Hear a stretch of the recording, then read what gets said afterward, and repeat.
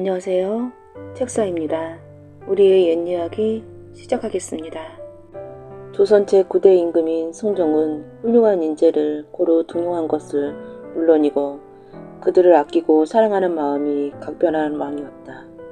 성종은 인재를 한 사람 한 사람 모두 아끼고 소중히 여겼는데 그 중에서도 손순호를 가장 가까이 하고 그 재주를 아꼈다.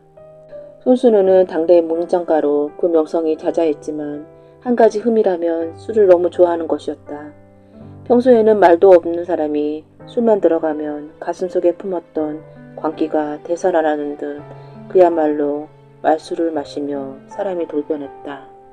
주사가 심한 손순호를 다른 신하들은 가까이 하려 하지 않았으나 성종은 언제나 변함없이 자유롭게 다녔다.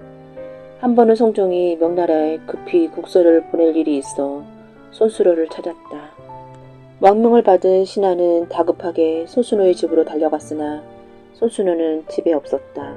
게다가 집안 사람 중에도 그 행방을 아는 이가 없었다. 촌음을 다투는 어명인지라 신하는 물론 집안 사람들이 모두 손순호를 찾아 나섰다. 한참을 수소문하고 다닌 끝에야 마침내 손순호를 찾아낸 그들은 아연 실사가지 않을 수 없었다. 그는 평소 잘 들으던 주막집에서 많지 않은 채 널브러져 있었다. 술을 얼마나 많이 마셨던지 얼굴은 주덕이 올라 시뻘갰으며 아무리 몸을 잡아 흔들어도 깨어날 기미조차 보이지 않았다.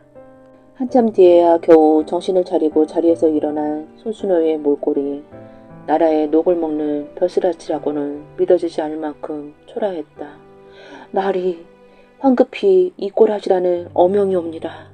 손순호는 술이 덜 깬 몽롱한 표정으로 그저 멍하니 어명을 전하는 신하의 얼굴만 바라보고 있었다.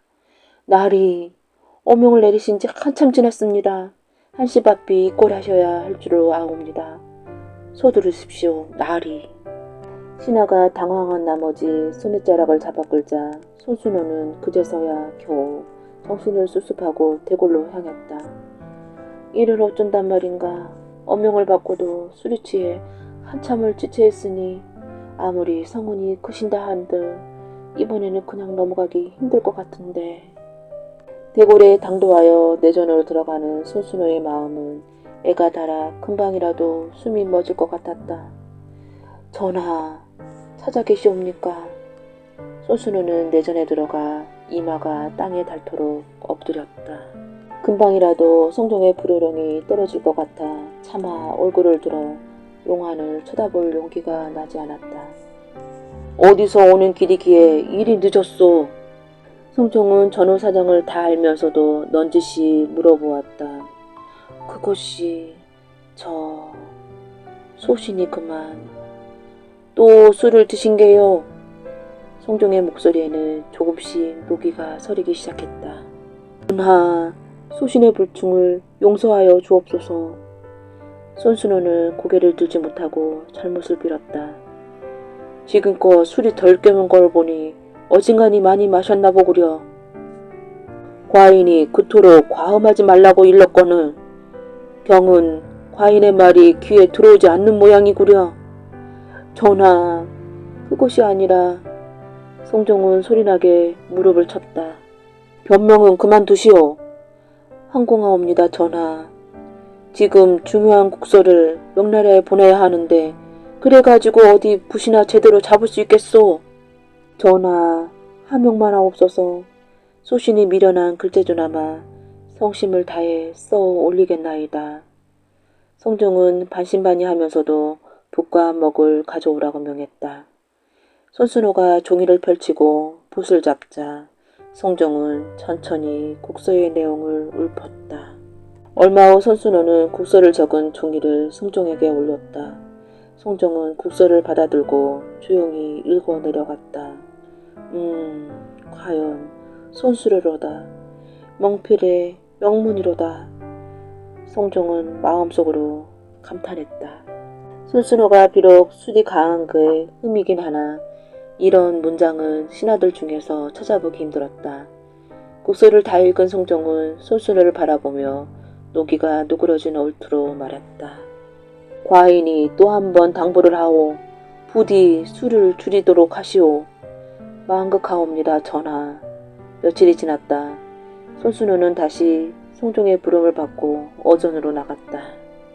송종은 한껏 부드러운 표정으로 손순호에게 은으로 만든 잔을 하사했다. 과인의 성인이 받도록 하오. 황공하옵니다, 전하. 손순호는 송종이 직접 건네주는 은잔을 받았다. 앞으로는 그 잔으로 하루에 술 3잔씩만 마시도록 하오. 명심하겠사옵니다. 은잔을 받아두고 집으로 돌아온 손순호는 한마디로 기가 찰 노릇이었다. 송종이 하사한 은잔은 겨우 강잔종지만 했기 때문이었다. 말술을 먹는 손순호가 그 잔으로 그것도 하루에 3잔만 먹어서는 간에 기별도 가지 않을 게 뻔한 일이었다. 그러나 어명을 어길 수 없는 일이라 무슨 좋은 방법이 없을까. 궁리에 궁리를 거듭한 손순호는 마침내 은생홍을 하는 곳을 찾아가 송종이 하사한 은잔을 최대한 얇게 펴서 큰 대접으로 만들었다. 그리고는 집으로 돌아와 날마다 그 잔에 술을 넘치도록 따라 3잔씩 마셨다. 결국 어명을 어기지 않고도 술을 먹고 싶을 만큼 먹을 수 있었던 것이다. 얼마 후 송종이 국사를 의논할 일이 있어 손순호를 따로 불렀는데 손순호의 얼굴에는 예전과 같이 빨갛게 주덕이 올라 있었다. 송종은 손순호가 자신의 명을 어겼다고 생각하니 조금씩 부하가 났다. 경은 과인의 말이 허튼 소리로 들렸나 보오.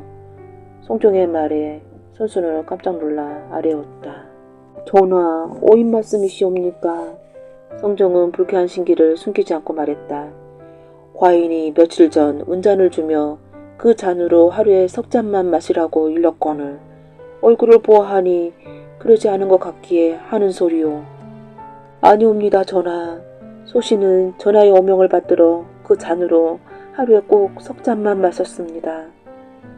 송종은 더욱 노기가 띈 얼굴로 말했다. 그런데도 얼굴이 그 모양이란 말이오. 전하, 그게 실은 잔의 크기가 좀 커져서. 송종은 더욱 화가 났다. 자신이 하사한 잔은 술고래인 손순호가 30잔을 마셔도 끄덕없을 만큼 작지 않은가. 그래요? 그렇다면 그 잔 한번 다시 봅시다. 여봐라. 송종은 내관으로 하여금 손순호의 집에 가서 자신이 하사한 은잔을 가져오라고 명했다. 그런데 잠시 후 내관이 가져온 잔은 대접만한 은잔이었다. 아니, 이 잔이 과인이 하사한 잔이란 말이오. 송종은 기가 막혀 말이 나오지 않았다. 전하, 소신 죽을 죄를 지었사옵니다. 전하께서 하사한 잔으로 술을 먹자니 양이 차지 않고 그렇다고 어명을 어기는 불충을 저지를 수도 없는 일이라 소신이 은생홍하는 곳을 찾아가 잔의 크기를 조금 늘렸습니다. 몸둘 바를 몰라 하는 손순호의 말을 들은 송종은 그저 어이가 없어 큰 소리로 웃음을 터뜨렸다. 손순호의 말대로라면 어명은 어명대로 지키고 술은 술대로 마음껏 마시는 것이니 가히 틀린 말이 아니었던 것이다.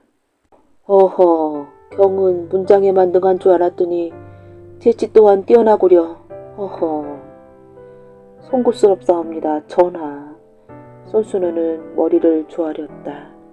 한바탕 호탕하게 웃음을 터뜨린 송종은 다정한 목소리로 손순호에게 말했다. 잘 들으시오. 혹 앞으로 국정을 돌보는 과인의 눈이 흐려지거든 경이 이 은잔을 닥들 맑게 해주고 또 백성들의 소리를 듣는 귀가 좁아지거든 경이 은잔을 크게 늘렸듯이 부디 과인의 귀를 크게 열어주길 바라오. 성은이 망극하옵니다, 전하. 곧이어 송종은 큰소리로 명을 내렸다. 여봐라, 술상을 들여라. 과인도 오늘은 이 은잔으로 술 한 잔 마셔야겠다.